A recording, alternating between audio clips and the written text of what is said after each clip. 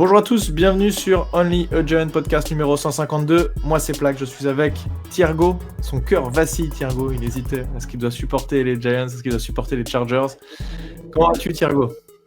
Mais il n'y a jamais eu la moindre hésitation dans mon cœur. Ce qu'il faut comprendre, c'est que je suis aussi binational. Je suis franco-brésilien, certains d'entre vous le savent. Et quand la France et le Brésil s'affrontent, il n'y a pas d'hésitation. C'est le Brésil à chaque fois. Alors en ce moment, ça ne tourne pas à l'avantage du Brésil. Ah, je ne savais pas ça. Quand ils s'affrontent, c'est Brésil. Et tu sais pourquoi? Non. C'est à cause des Français. Je vais vous raconter un peu ma vie. 90... on a gagné un match, mais on s'en fout, on va parler de la vie de Thiergo. Allez, vas-y. Ouais, non, mais attends. 99, je rentre en France après avoir vécu 10 ans au Brésil avec ma famille. Et je rentre en 6e et on sait tous comment peuvent être les adolescents, ces petits morveux. Et en fait, pendant 3 ans, j'ai eu des gamins qui se foutaient de ma gueule en mode « Ah, 3-0, 3-0, 3-0 ». Ah bah, en même temps... je peux te dire qu'en 2002, quand la France s'est fait sortir au premier tour et que le Brésil a remporté la Coupe du Monde, qui est-ce qui rigolait bien? C'était moi. Et donc depuis ce moment, à chaque Coupe du Monde, je supporte la France et le Brésil. Mais si les deux s'affrontent, c'est le Brésil. Et donc là, c'est pareil pour New York et les Giants et les Chargers. Cette saison, je supporte les deux équipes, mais dimanche, j'étais bel et bien pour... Je portais ce maillot d'ailleurs.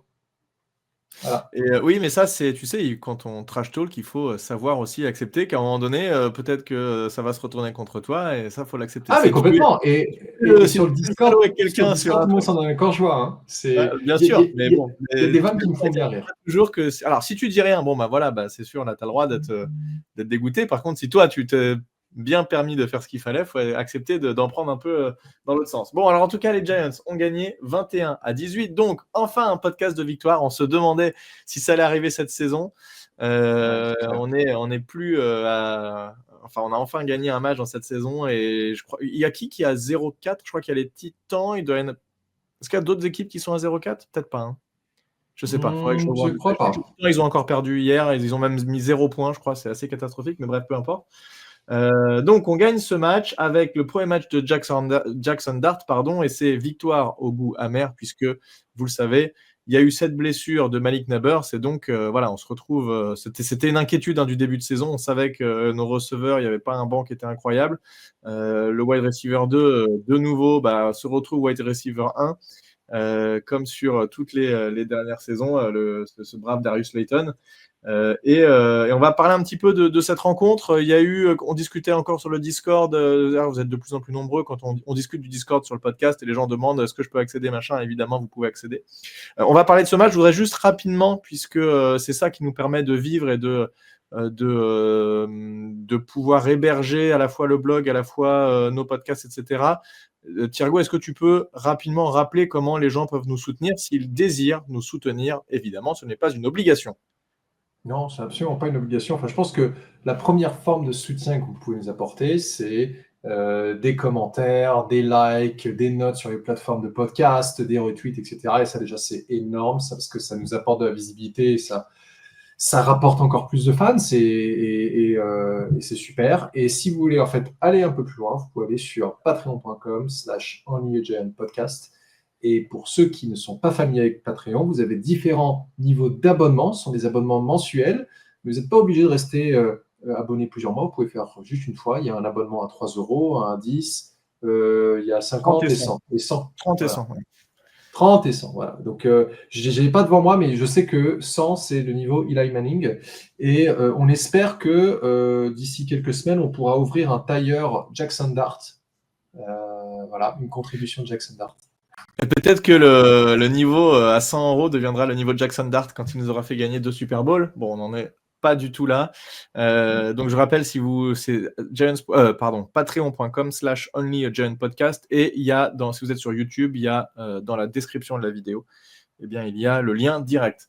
Alors ce match, on a dominé tout du long. Ils nous ont jamais passé devant pendant tout le match. On a mis un touchdown dès le premier drive de Jackson Dart qui a été un drive magnifique. Tout allait bien, il n'y avait pas de blessés, c'était super. on était contents. Et on a quand même gagné ce match, mais évidemment, tout n'a pas été rose. Qu'est-ce que tu as pensé de ce match, toi, Thiergo? Il y a des gens qui sont très contents juste d'avoir gagné, il y en a d'autres qui disent oui, on a gagné, mais attention, c'était loin d'être parfait et il y a plein de lacunes. Évidemment, il y a plein de lacunes. On est à une victoire, 3 défaites, donc c'est assez normal. Qu'est-ce que tu retiens, toi, Thiergo, comme conclusion et comme leçon de cette première victoire de la saison? Je pense que tout le monde va parler en premier de Jackson Dart, mais moi, j'aimerais parler en premier lieu de la défense, qui pour moi est vraiment le MVP de ce match. Je suis d'accord. Il faut, et je dis ça alors qu'on a beaucoup craché sur Bowen, et tout n'était pas parfait, parce qu'on a quand même lâché des gros gains à Omarion Hampton. Il y a eu une très très belle passe de Justin Herbert sur Quentin Johnston. Pour le TD. C'était une très grosse, c'est une très grosse attaque. Et juste pour vous donner une idée, Justin Herbert, c'est 23 passes sur 41, 203 yards, 1 TD, 2 interceptions. Et surtout, il y a eu un nombre de sacs et de pression de la part du front seven entre Abdul Carter, Brian Burns, Kayvon Thibodeau. On a une interception quasiment retournée pour pick six de Dexter Lawrence. Ça, c'était quand même assez énorme. C'était incroyable. Donc, tout n'était pas parfait. On a un très beau match de Drew Phillips aussi. Oui, c'est cool parce que je voulais l'évoquer parce qu'il a été plutôt pas terrible le match d'avant et il s'est très très bien rattrapé et je suis d'accord, il a fait un super match. Ouais, voilà. Et à côté de ça, il y a quand même des... Tu vois, il y a Dante Banks qui concède un TD. Il fait aussi une faute pour DPI. Bon, tout n'est pas parfait, mais pour moi, la raison pour laquelle on gagne ce match, c'est avant tout parce que la défense maintient l'une des meilleures équipes de la NFL à 18 points. Quoi. Et ça, c'est absolument incroyable. Et en fait, créer des turnovers. Créer des turnovers aussi. Enfin, on a on maintient une équipe en dessous des 20 points. Généralement, quand on le fait, l'attaque ne fait rien et n'arrive même pas à mettre 21 points. Bon, là, ils ont maintenu en dessous des 20 points. Et en plus, ils ont fait 2 interceptions, ce qui nous a permis d'être en super position parce que les 2 interceptions sont remontées à chaque fois. Le mec se fait plaquer à 3-4 yards. Une fois, malheureusement, on n'a pas marqué sur la première interception de Dexter Lawrence. Ça finit en field goal. La deuxième, je crois qu'on marque sur celle de Drew Phillips avec la petite shovel pass qui a été faite à Theo Johnson. Donc, malheureusement, voilà, on en parlera à l'attaque plus tard, mais on a quand même eu toujours des problèmes en red zone. Mais sur cette défense, je suis d'accord avec toi. On a senti de l'intensité tout du long. Ça n'a pas été parfait. Il y a eu Dan Belton à un moment donné. Javon Holland était sorti, il était blessé au cou. C'est Dan Belton qui l'a remplacé. Et ce TD qu'on se prend juste avant la mi-temps, là, il fait un peu mal. Il y a un double move et Deontay Banks qui se fait, qui croque complètement et Johnston part dans son dos. Et Dan Belton n'arrive pas du tout assez vite et il marque assez tranquillement. Voilà, c'est vraiment dommage d'avoir ces demi-efforts encore de Deontay Banks qui, tu parlais de la DPI, il y avait ces quelques actions ratées. Il a vraiment été en dents de scie. Il a eu des actions jolies. À un moment, il fait une petite passe, ça c'était bien joué. Et aussi sur une course, je l'ai revu il y a 2 secondes en regardant le résumé avant de faire le podcast. Je ne sais pas si tu te rappelles, en début de match, il y a Justin Herbert qui prend la balle, qui court. Ils sont en 3e et longue. Et encore une fois, la fameuse 3e et longue. 3e et 18. Et il part sur l'extérieur. Et là, c'est impossible. En fait, tu n'as pas le droit de. Quand tu as Deontay Banks qui est sur l'extérieur, il a un receveur devant lui. Tu ne dois pas l'autoriser à prendre l'extérieur parce que le renfort de ton équipe vient de l'intérieur. Donc, si tu l'autorises à passer à l'extérieur de toi, il n'y a plus personne. Alors, potentiellement la touche, mais c'est tout. Et là, il arrive à passer à l'extérieur parce qu'il y va à l'arrache. Il ne fait pas trop l'effort.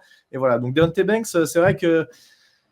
Bon, c'est que ça commence à me fatiguer, quoi. Il est vraiment en dents de scie et il est toujours dans la demi-mesure, toujours à faire des choses de temps en temps bien, de temps en temps pas bien. Voilà, tu peux pas vraiment compter sur lui, quoi.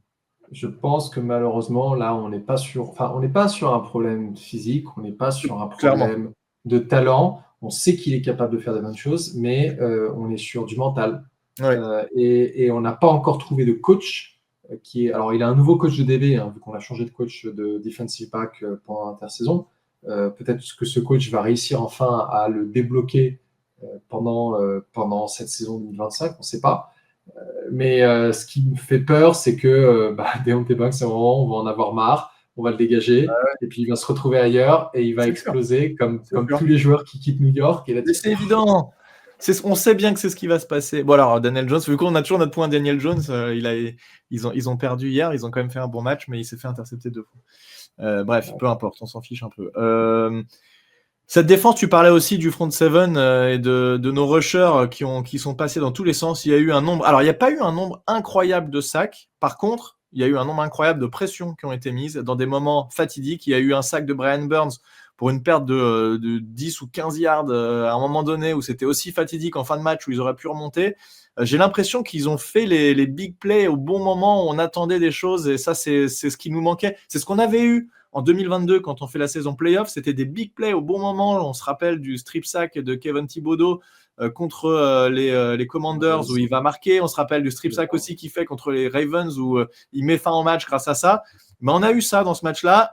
Il faut avouer qu'on a eu peur, tous. On discutait sur le Discord quand on leur a redonné la balle avec 30 secondes à jouer. Là, on s'est dit, bon, c'est sûr, on le connaît ce scénario, on va se faire éclater, ils vont nous mettre. Parce qu'en plus, on n'avait pas converti un field goal, on a préféré tenter la 4e qui a été ratée. Donc, un field goal leur aurait permis de revenir à égalité contre nous. Donc, ils n'avaient pas besoin d'avancer de 50 yards pour aller faire ce field goal.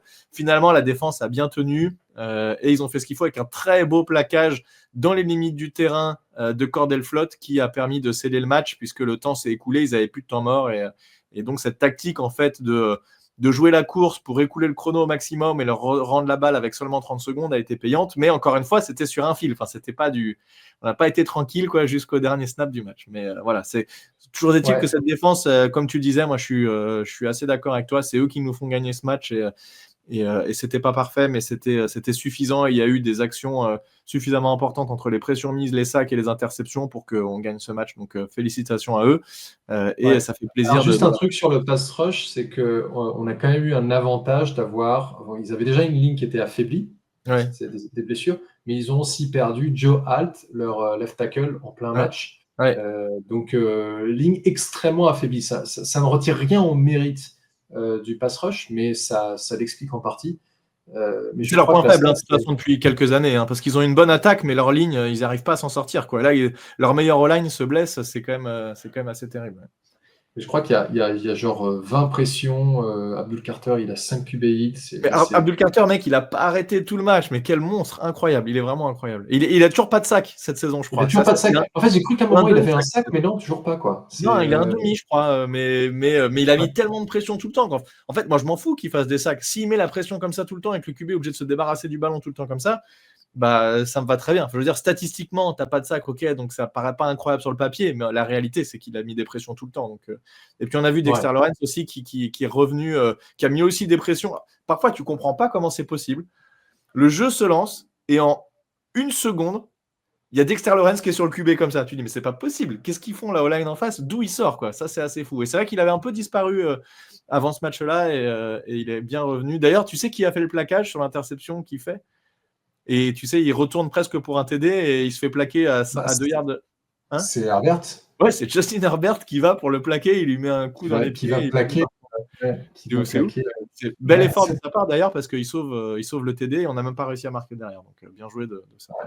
Ouais, bah ça, c'est une belle transition. Hein. Pour passer de cet effort de la défense, on peut parler peut-être des problèmes en attaque. Bah vas-y, je t'en prie. Ouais. Et d'ailleurs, avant de développer sur ce point, je ne sais pas si tu as vu le petit discours de Jackson Dart dans les vestiaires post-victoire, où en fait il dit bon, en attaque, c'était pas très propre, mais on a réussi. Et un grand merci à la défense qui a maintenu les Chargers, qui nous a maintenus dans le match. Donc en fait, c'est vraiment l'analyse parfaite du match. C'est une attaque qui n'est pas propre, mais qui marque. Et on a une défense qui nous a remporté la victoire. Donc ça, c'est très bon. Moi, ce que je voudrais dire d'abord sur l'attaque, en commençant par Dart. Le premier drive est absolument incroyable. T'as tout qui fonctionne. Ça va direct sur Mike Neighbors qui a une DPI. Et puis après, il y a pas mal de passes. Et puis il y a ce quarterback draw qui est parfaitement réussi.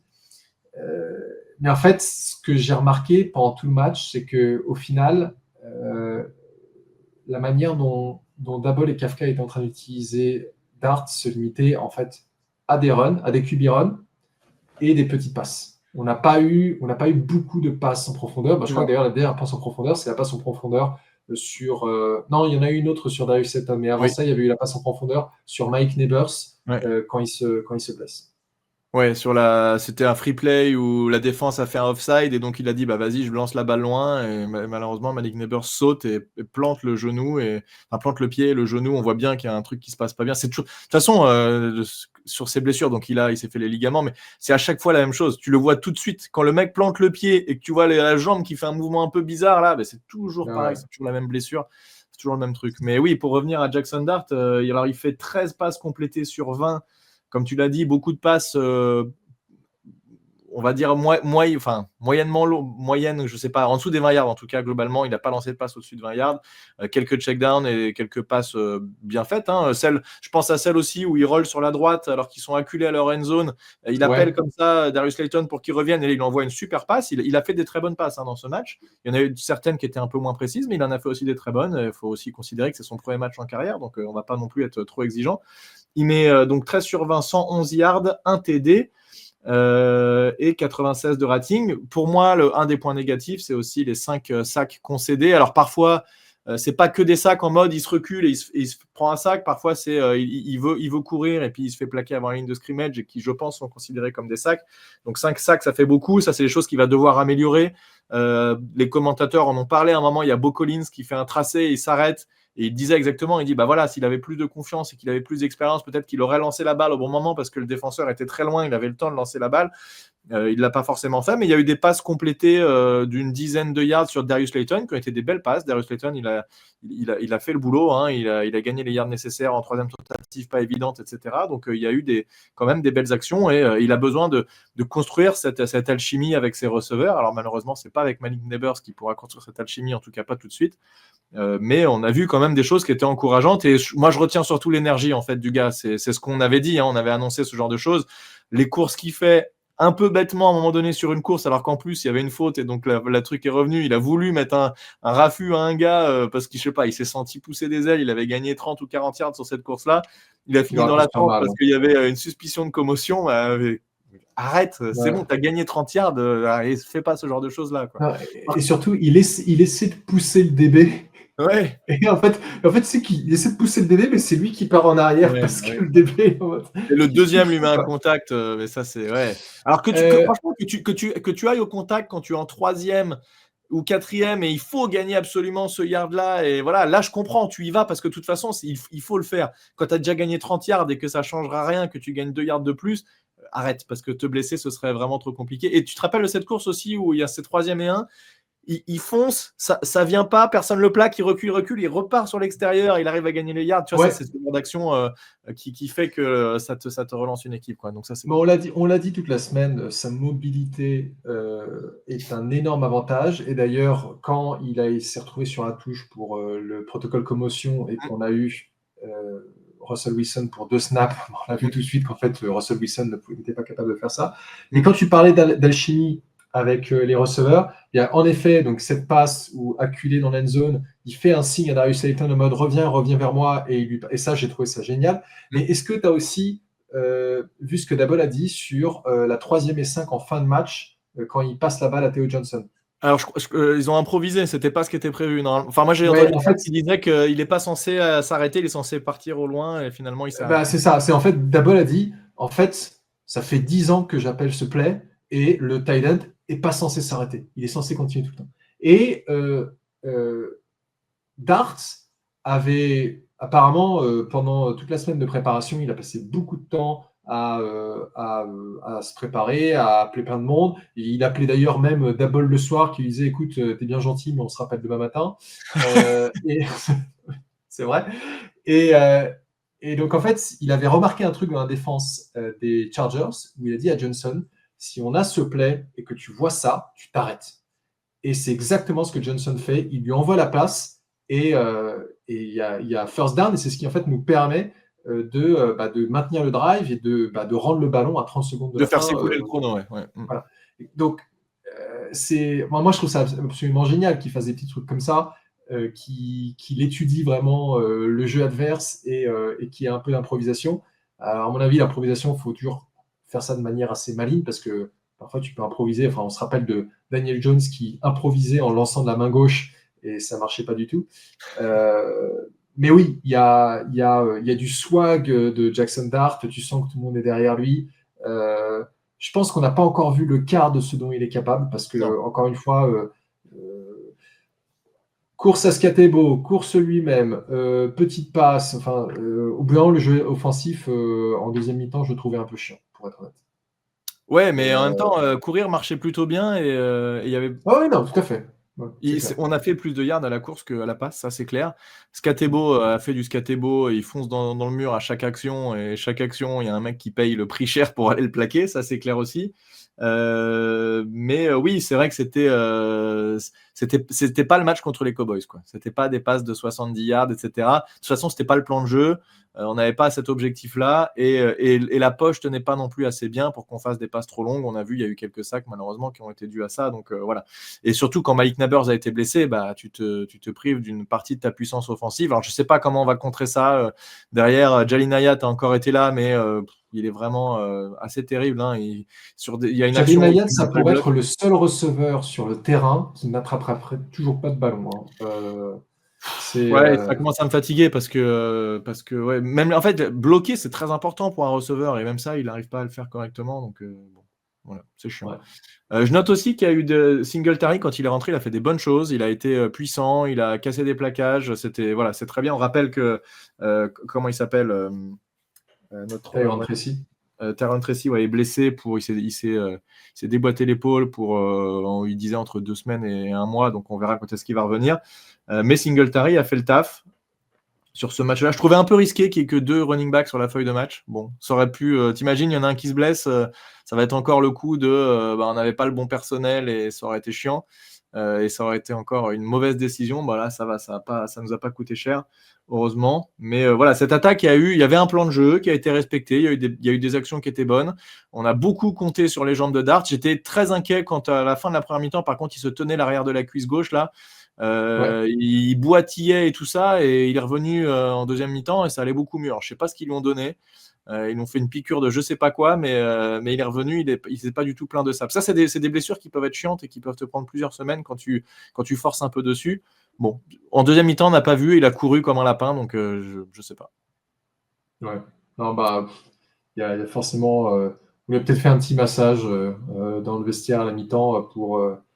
Je sais pas comment est-ce que tu règles un problème d'ischio en match. Mais en tout cas, il galopait, donc c'est l'essentiel. Maintenant, en fait, qu'est-ce qu'on va avoir pour l'avenir? Comment ça va se passer pour lui sans Nabers? Je pense qu'il peut très bien se débrouiller sans Nabers. C'est dommage qu'on ne l'ait pas.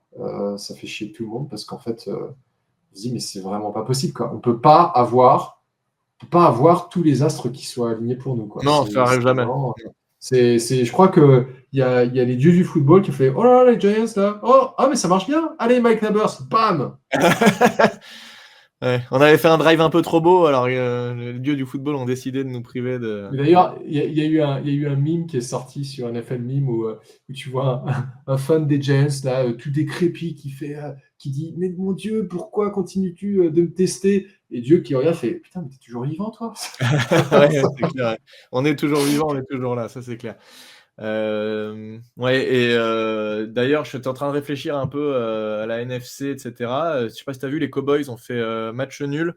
Ils ont fait 40 partout contre les Packers. Alors, les Cowboys. Ils ont gagné, 40... ceci dit. Tu as vu le dernier play? Non. Quoi? En fait, ils sont donc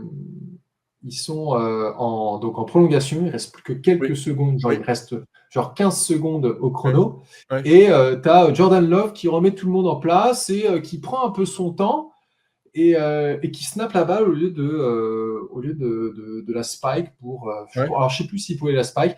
Enfin, non, oui, il pouvait la spike parce qu'en fait, il passe la balle dans l'end zone et la passe est incomplète et il reste 1 seconde au chrono.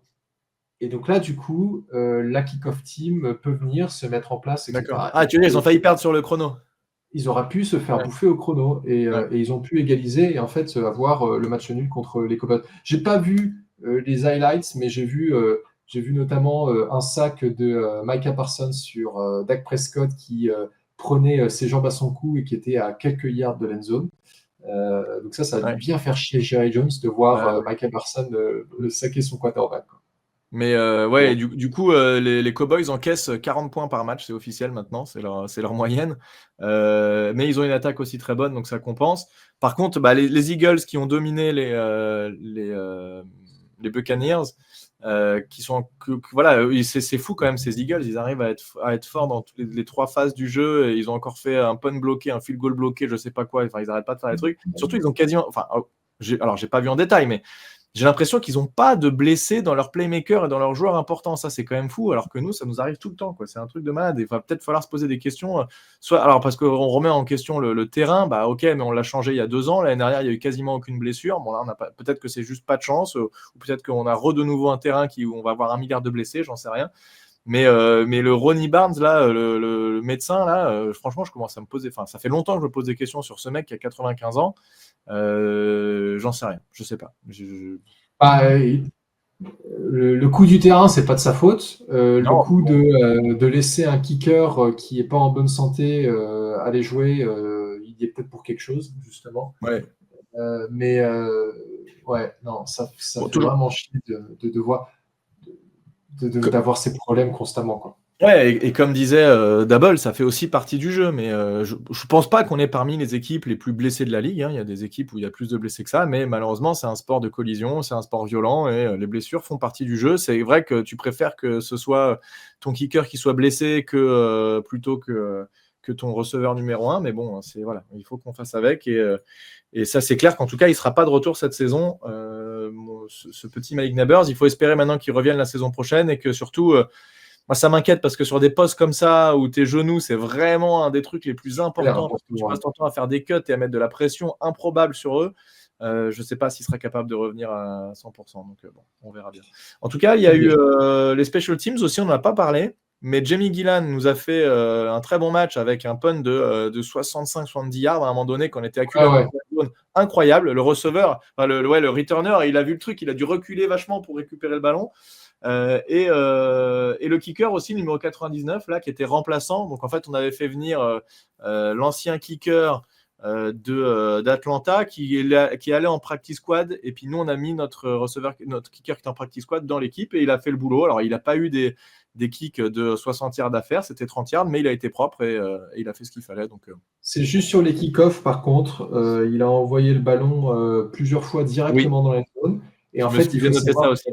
Voilà, avec la nouvelle règle, quand vous envoyez directement le ballon dans l'end zone, le ballon est placé sur la ligne des 35 yards, tandis que si le ballon rebondit dans les 20 yards qui précèdent l'end zone et puis après va dans l'end zone, là, ça va sur les 20 yards.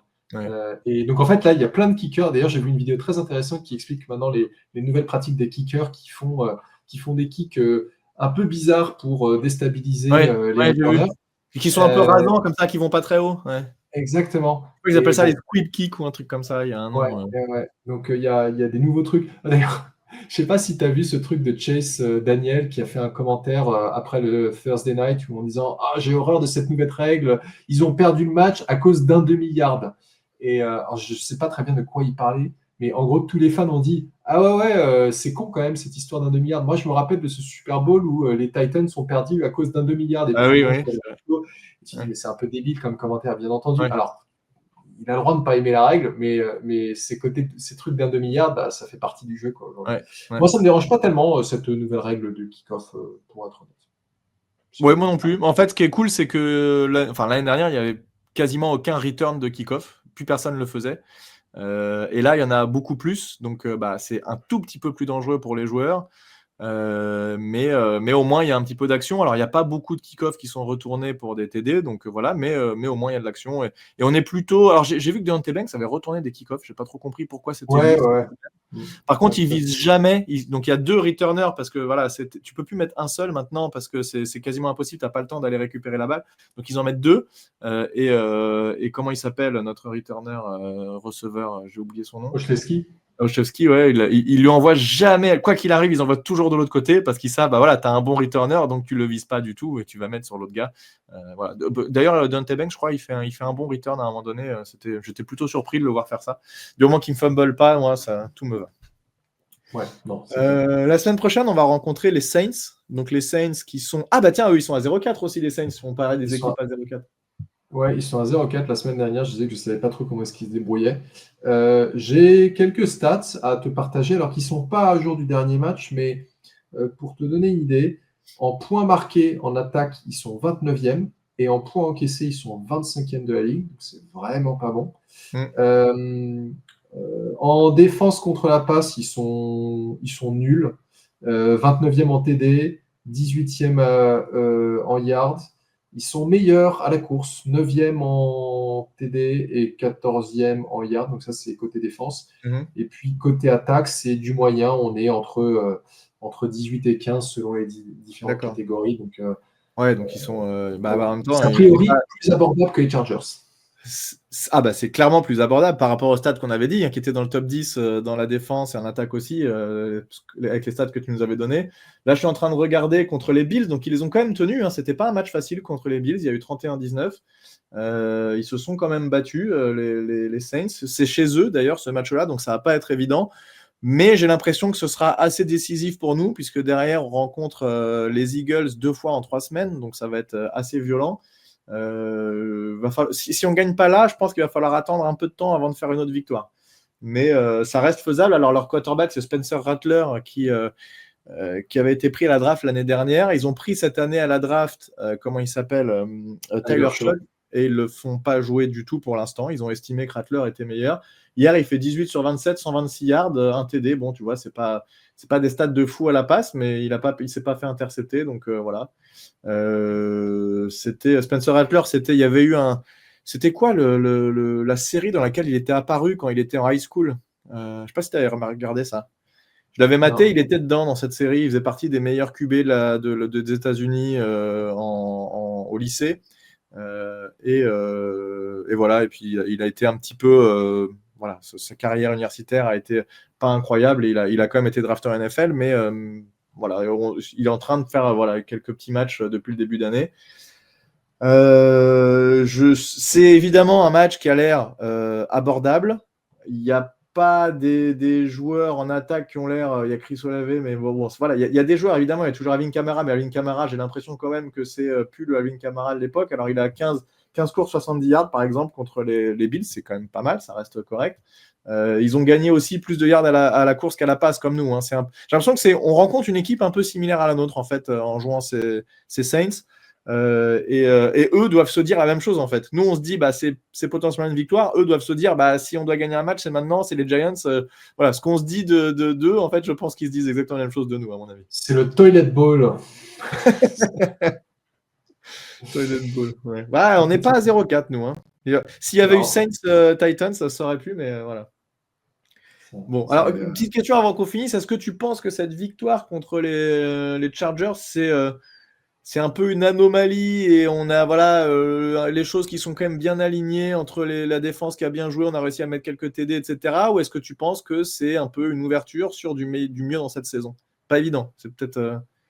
C'est vraiment pas évident comme question, parce que je ne m'attendais pas du tout à voir la défense jouer à ce niveau-là. Il n'y a pas d'anomalie en termes de red zone defense, enfin offense, on est toujours aussi nul. Les appels de jeu sont vraiment douteux. Course, tu vois qu'ils ont mis tout le monde dans la boîte, qu'il y a tout le stade qui est sur la ligne d'engagement et on fait course quand même. Et tu te dis, mais en fait, ça va quoi. Après, Daboll, pendant sa conférence de presse, tu sens qu'il cherche à se couvrir un peu en disant ouais, bon, c'est bien, il a fait les bons trucs, Dart, faut que ça continue. Ça va pas être parfait. Tu sais, il arrête pas. Il a dit plusieurs fois. En même temps, c'est vrai. C'est un QB rookie, c'est normal. Ouais, mais en fait, il a toujours une excuse. Et c'est ça ce qui me gave un peu. C'est quand il y avait Daniel Jones, c'est Daniel Jones, il fait pas le bon jeu. Après, on n'a que Tommy DeVito. Et puis le QB qu'il a choisi, Russell Wilson, non. Et là, en fait, il est déjà en train de dire, bien sûr qu'on sait que ça va pas être parfait. De toute façon, je crois que j'ai déjà dit, mais j'ai plus beaucoup confiance en Brian Daboll. Après, c'est dans notre intérêt que ça se passe bien. Et on l'a vu, il était... je sais pas si tu as vu sa conférence de presse, mais le premier truc qu'il dit, c'est on a gagné, Tu sens que Ah bah, bien tout le sûr. poids du monde là, qui a été retiré de ses épaules en mode c'est bon, j'ai encore mon job, quoi. C'est son sauveur, Jackson Dart. De toute façon, il va falloir lui laisser quelques matchs. Tu peux pas, Ouais, comme on bien disait sûr. la dernière fois, tu peux pas virer Daboll, même s'il y avait une défaite. Il a choisi son QB, il faut le laisser le développer un petit peu, au moins jusqu'à la fin de la saison, voir ce que ça donne, et ensuite on pourra juger. Mais c'est clair que en termes d'appel de jeu, en tout cas dans la red zone, c'est assez flagrant que je sais pas, il n'y a pas d'inventivité, il n'y a rien, quoi. Alors, cette petite shovel pass, ok, ben, c'est pas nous qui l'avons inventé, mais on pourrait avoir à un moment donné. En fait, c'est même pas qu'il n'y a pas d'inventivité, c'est que c'est trop téléphoné. Et ils ont fait course Scatebo, fin de course Scatebo pour qu'il aille bloquer pour Jackson Dart. Et ça n'a pas du tout marché. Tout le monde le sait, même le commentateur l'avait anticipé qu'il allait se passer ça. Donc voilà, la passe, c'est dommage parce qu'il a failli mettre une deuxième passe pour TD sur la 4e et 2. Wandale Robinson, il doit l'attraper celle-là. Il l'a dans les mains et le défenseur arrive, mais il faut la sécuriser. C'est pas possible de pas l'attraper celle-là. Non, c'est mauvaise exécution sur ce coup-là, mais non, je pense qu'on va voir des bonnes choses. En effet, ce sera pas parfait.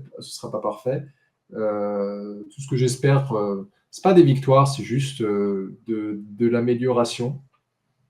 Et puis voilà, quoi. Maintenant, on a un nouveau QB. On a une entrée en matière qui est quand même très positive. On en avait besoin. Donc, ce serait bien d'avoir une deuxième victoire d'affilée parce qu'on sait que derrière, on va pas en avoir beaucoup. Parce qu'on va se prendre 2 branlées contre les Eagles. Je sais, c'est qui entre les Eagles, entre les 2 matchs des Eagles? Je sais pas, mais je crois que c'est assez violent aussi, non? Attends, c'est violent. Ouais. Regardez ça, j'ai envie de savoir maintenant. Alors, regardons un peu ce qui nous attend. Donc, Saints, Eagles, Broncos, Eagles, 49ers. Voilà, ça c'est les matchs qui arrivent. Alors les Bears, ils viennent de gagner 2 matchs d'affilée là. Ils ont battu les Raiders. Alors les Raiders, c'est pas une équipe de fou non plus. Donc Bears potentiellement c'est jouable. Après Packers, ça va quand même être solide. Lions, bon, Lions, voilà. Patriots c'est jouable même s'ils viennent de mettre 42 points cette semaine. Commanders, Vikings. Alors Vikings, ils faisaient le match en Irlande là cette semaine. Je sais pas quelle va être la durée de la blessure de leur QB, mais là c'est Carson Wentz pour l'instant. C'est pas terrible. Raiders. La fin, voilà, il y a quand même Vikings Raiders qui semble jouable à la fin de l'année. Les matchs qui pourraient être jouables là, c'est quoi? C'est Saints, Bears, Patriots, Vikings Raiders. Allez, ça fait 5 matchs qui sont jouables. Je pense. Et Cowboys. Oui, Cowboys, oui, c'est vrai. Si avec leur niveau qui est assez aléatoire et leur défense qui est pas terrible, ça peut être jouable. Pourquoi pas? Après, il y a toujours. Regarde, on nous donnait pas du tout gagnant contre les Chargers. Personne nous donnait gagnant contre les Chargers, donc t'es jamais. Alors, bien sûr. Mais après, les Chargers, ils nous ont un peu donné le match aussi. Hein. Donc. Oui, mais nous, une fois, on l'a fait aussi, ça a donné le match à l'adversaire. Non, on sait. Mais ce que je veux dire, c'est que les Cowboys, pour moi, c'est peut-être la seule équipe qu'on peut être capable de battre dans la division. Je ne sais pas si on arrivera à battre les Commanders et je ne m'attends pas à ce qu'on batte les Eagles. Mais je suis d'accord avec ceux que tu as cités, Saints, Bears, Patriots, ça va être chaud, mais pourquoi pas. Vikings, Raiders, ouais. Mais tu vois, Vikings, ce serait intéressant. Enfin, les échos que j'avais eus de JJ McCarthy sur les 2 premières semaines n'étaient pas. Non, pas terrible. Non, il n'a pas été très bon. Ouais. Donc, bon. Mais après, c'est un jeune aussi, il a été blessé toute sa saison rookie, donc et puis là, il est reblessé encore une fois. Malheureusement, quand tu commences ta carrière, tu es blessé toute ta saison rookie, tu joues 2 matchs pas terribles et tu es reblessé, le mental, il faut être solide là, pour revenir au plus haut niveau, là, parce que ça commence pas bien, on va dire. C'est pas un début de carrière incroyable. C'est clair. Ok, et écoute, merci Thiergo pour ce match. On est quand même très heureux d'avoir gagné un match. Ça fait quand même plaisir, c'est vrai, c'était pas parfait. Maintenant, on attend de voir ce que va donner la suite. C'est une belle entrée en matière de Jackson Dart et on espère qu'il continue à progresser. C'est vraiment ce qu'on va scruter de toute façon tout le reste de la saison. C'est une progression de ce QB qui a un poste tellement important, vous le savez, en foot américain, que ça va être décisif pour la suite de notre franchise. Merci à tout le monde, merci Thiergo, à plus, ciao. Salut.